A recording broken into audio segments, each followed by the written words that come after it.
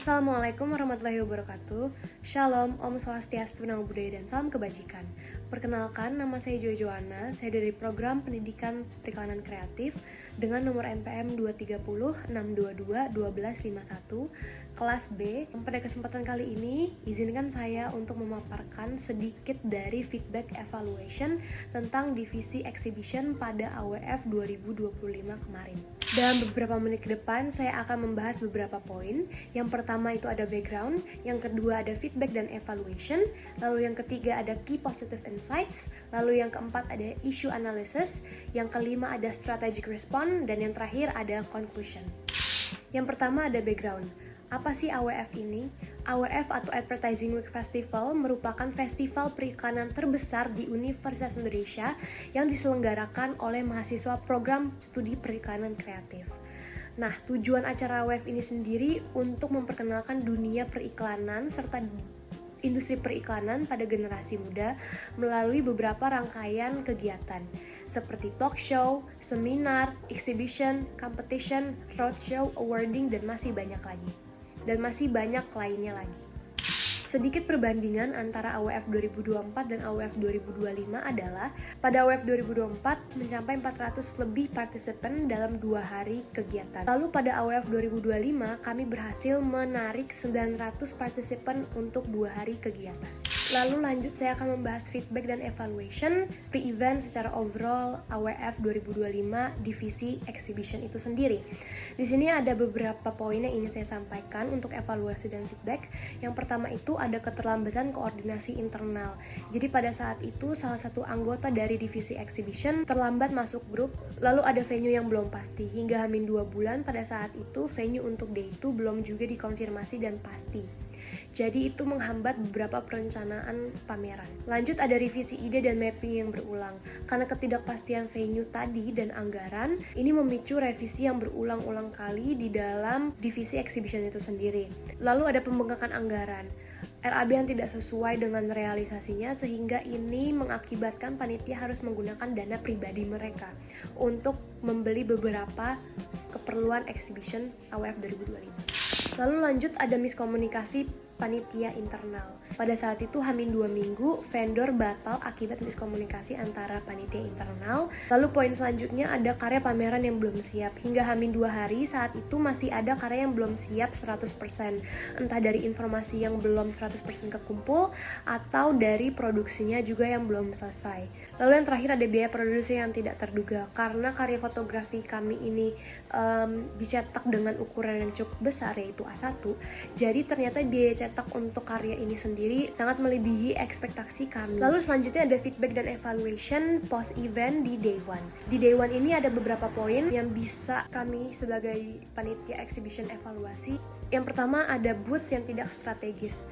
Pada saat itu lokasi booth kami fotospot di belakang FC dan itu ternyata kurang terlihat dan terpapar cuaca panas sehingga membuat area sepi dan orang-orang tidak ingin ke sana. Akhirnya harus kami bongkar karena pada saat itu juga tiba-tiba gerimis. Lalu yang kedua ada alur pameran yang tidak teratur. Lagi-lagi penempatan fotospot tadi dan berdampak pada visibilitas booth sponsor ya. Lalu yang ketiga ada ketidaksesuaian partisi. Partisi pada area fotografi salah warna dan terlihat kotor. Itu menurunkan estetika dan kualitas tampilan pameran fotografi itu sendiri. Sebenarnya ini menjadi salah satu kesalahan dan tanggung jawab dari vendor. Kami dari panitia exhibition sendiri sudah make sure berkali-kali, tapi tetap saja dari pihak vendor melakukan kelalaian tersebut. Lalu ada pengeluaran mendadak seperti kebutuhan teknis kecil seperti selotip, double tape, dan lain-lain. Itu ternyata sangat amat banyak di hari H. Lalu di sini ada feedback dan evaluation post event untuk day 2. Di sini saya tampilkan ada beberapa participants feedback. Kata mereka booth jingle ads kurang kelihatan dan kata mereka lagi pameran bisa lebih diperbagus lagi. Dari 2 feedback ini kami sebagai panitia exhibition dapat mengevaluasi yang pertama kurangnya exposure pada jingle ads. Booth jingle ads kurang mencolok dan tidak cukup menonjol sehingga banyak pengunjung yang melewatkan booth ini. Lalu yang kedua ada venue yang terlalu luas dan kurang terorganisir. Area pameran tidak dilengkapi dengan pembatas ruangan yang cukup memadai sehingga ini menciptakan kesan kosong dan terlalu luas. Dari semua feedback dan evaluasi yang sudah dibahas tadi, tentunya juga ada beberapa beberapa key positive insights yang bisa saya paparkan di sini. Yang pertama ada antusiasme pengunjung yang luas. Pameran ini atau exhibition ini berhasil menarik pengunjung dari berbagai usia, mulai dari anak-anak hingga orang dewasa. Hingga ibu-ibu pun excited untuk mendengar jingle ads kami. Lalu yang kedua ada kehadiran tokoh penting, sejumlah pembicara dan C-level dari berbagai industri periklanan kreatif, hingga Pak Cecep Rukendi sebagai wakil Kementerian dari Ekonomi Kreatif sendiri turut mengunjungi pameran exhibition AWF 2025. Ini menunjukkan antusiasme yang tinggi dan kami sebagai panitia exhibition sangat merasa terhormat dan senang. Lalu lanjut ada partisipasi finalis, juga finalis kompetisi AWF 2025 yang juga dari luar kota rela hadir untuk melihat karya mereka secara langsung. Ini menunjukkan kalau exhibition juga memiliki daya tarik untuk AWF itu sendiri. Lebih dari 1.000 suara diterima dalam voting karya favorit di day itu.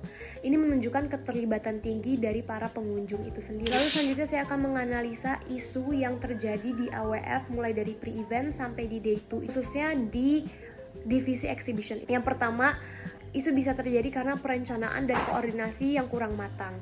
Kurangnya kepastian sejak awal membuat perencanaan itu tidak stabil. Lalu yang kedua ada lemahnya manajemen anggaran, RAB yang tidak tepat dan minimnya buffer untuk kebutuhan mendadak.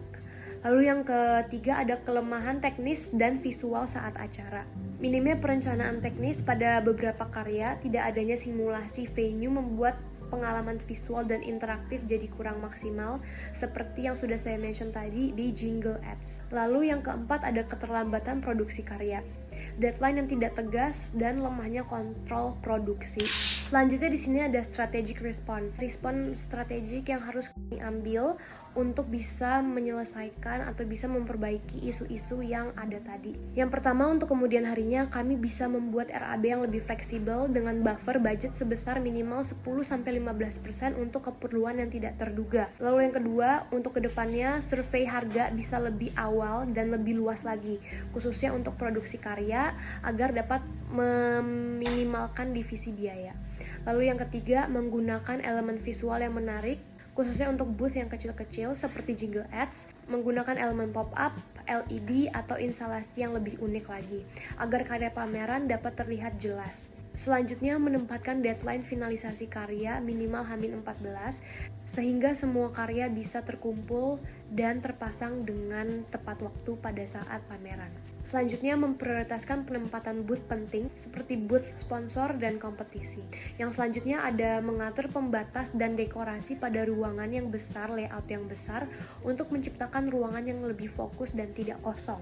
Jadi konklusi dari semua yang sudah dibahas adalah isu dan tantangan yang ada di divisi exhibition AWF 2025 ini sendiri memperlihatkan tantangan dalam koordinasi, anggaran, dan eksekusi yang berpotensi mengurangi kualitas acara. Tapi penanganan isu secara proaktif dan perbaikan berkelanjutan ini yang menjadi fondasi untuk memastikan AWF tetap menjadi acuan utama dalam industri periklanan dan kreatif kampus. Dengan demikian, AWF dapat memperkuat brand kredibilitasnya sebagai organisasi yang responsif, adaptif, dan dapat dipercaya. Sekian pemaparan feedback dan evaluation terkait divisi exhibition AWF 2025 dari saya. Terima kasih.